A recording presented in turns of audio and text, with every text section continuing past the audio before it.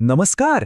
आज आपण एका अशा विषयावर बोलणार आहोत जो इलेक्ट्रॉनिक्सचा अगदी पाया आहे, त्याचा आत्मा आहे. तो म्हणजे ॲक्टिव्ह अँड पॅसिव्ह कंपोनेंट्स. चला तर मग या जगात एक डुबकी मारूया. कधी विचार केलाय की आपल्या हातातला मोबाईल फोन किंवा समोरचा टीव्ही ह्या सगळ्या निर्जीव वस्तूंना ती चमक किंवा तो स्पार्क कुठून मिळतो, त्यांना जीव कुठून मिळतो? उत्तर आपल्याला वाटतं त्यापेक्षा खूप सोपं आहे. हे समजून घेण्यासाठी आपण एक सोपी कल्पना वापरूया. असं समजा की प्रत्येक इलेक्ट्रॉनिक सर्किट म्हणजे एक टीम आहे आणि कोणत्याही चांगल्या टीमप्रमाणे इथेही दोन प्रकारचे खेळाडू असतात जे सगळा खेळ सांभाळतात. चला तर मग सगळ्यात आधी भेटूया आपल्या टीमच्या पहिल्या प्रकारच्या खेळाडूंना. हे आहेत ॲक्टिव्ह कंपोनंट्स, म्हणजे आपल्या टीमचे एनर्जी डोनर्स जे ऊर्जा देतात. मग हे ॲक्टिव्ह कंपोनेंट्स म्हणजे नक्की काय? बघा, अगदी सोपं आहे. हा असा घटक आहे जो सर्किटला बाहेरून ऊर्जा पुरवतो किंवा कधीकधी स्वतःच ऊर्जा तयार करतो. थोडक्यात हेच सर्किटला सुरू करतात. म्हणूनच आपण त्यांना म्हणतो एनर्जी डोनर्स. ते टीममध्ये ऊर्जा ओततात आणि सगळा खेळ सुरू ठेवतात. ह्यांच्याशिवाय खेळच सुरू होऊ शकत नाही. मग या ॲक्टिव्ह टीमचे स्टार प्लेयर्स कोण आहेत? नावं तर नक्कीच ऐकलेली असतील. डायोड्स, ट्रान्झिस्टर्स, SCR आणि हो, आपले लाडके इंटिग्रेटेड सर्किट्स म्हणजेच ICs.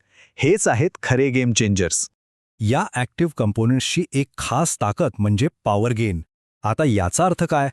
तर हे एखाद्या कमजोर सिग्नलला पकडून त्याला शक्तिशाली बनवतात, त्याला ॲम्प्लिफाय करतात. भारी आहे ना?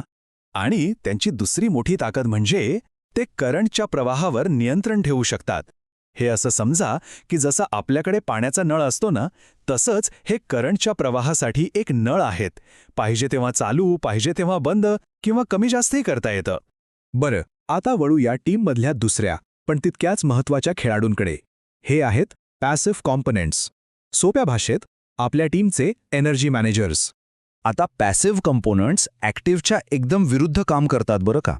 ते स्वतः ऊर्जा तयार करत नाहीत बरं का. उलट सर्किटमध्ये जी ऊर्जा आहे ती वापरतात किंवा काही काळासाठी साठवून ठेवतात. म्हणूनच जर ॲक्टिव्ह कॉम्पोनंट्स एनर्जी डोनर्स असतील तर हे आहेत एनर्जी ॲक्सेप्टर्स. ते ॲक्टिव्ह कॉम्पोनंट्सनी दिलेली ऊर्जा घेतात आणि तिचं योग्य व्यवस्थापन करतात. आणि या पॅसिव्ह टीमचे स्टार खेळाडू कोण? तर ते आहेत रेझिस्टर्स, कॅपॅसिटर्स आणि इंडक्टर्स. इलेक्ट्रॉनिक्समधली ही अगदी मूलभूत आणि सगळीकडे आढळणारी नावं आहेत. आणि हा एक खूप मोठा फरक आहे. ॲक्टिव्ह कंपोनंट्ससारखं पॅसिव्ह कंपोनंट्स पॉवर गेन देऊ शकत नाहीत. म्हणजे ते सिग्नलची ताकद वाढवू शकत नाहीत. ते फक्त त्याचं व्यवस्थापन करू शकतात. ओके, इथपर्यंत तर सगळं ठीक आहे. पण थांबा, एक मिनिट. मनात एक प्रश्न आला असेल नाही का?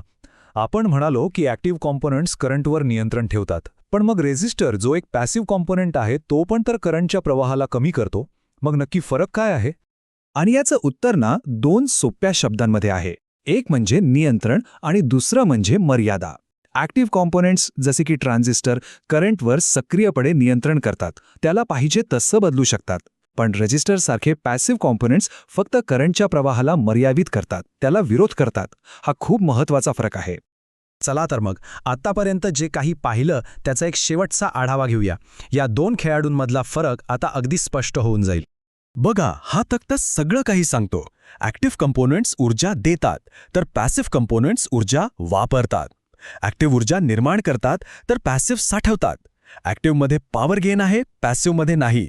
आणि सर्वात महत्त्वाचं, ॲक्टिव्ह हे डोनर आहेत आणि पॅसिव्ह हे ॲक्सेप्टर. किती सोपं आहे. म्हणजे बघा, या सगळ्या चर्चेनंतर एक गोष्ट पक्की लक्षात ठेवायची. ॲक्टिव्ह कंपोनंट्स म्हणजे ऊर्जा देणारे आणि पॅसिव्ह कंपोनंट्स म्हणजे ऊर्जा स्वीकारणारे. बस एवढं लक्षात ठेवलं की बाकी सगळं आपोआप लक्षात राहतं. तर आता आपल्यासमोर ही पूर्ण टीम तयार आहे. एकीकडे आहेत एनर्जी देणारे ॲक्टिव्ह प्लेयर्स आणि दुसरीकडे आहे ती एनर्जी सांभाळणारे पॅसिव्ह प्लेयर्स. आता खरा प्रश्न हा आहे की या दोन खेळाडूंना एकत्र आणून आपण कोणता अद्भुत खेळ रचू शकतो, कोणतं नवीन उपकरण तयार करू शकतो. विचार करायला लावणारी गोष्ट आहे, नाही का?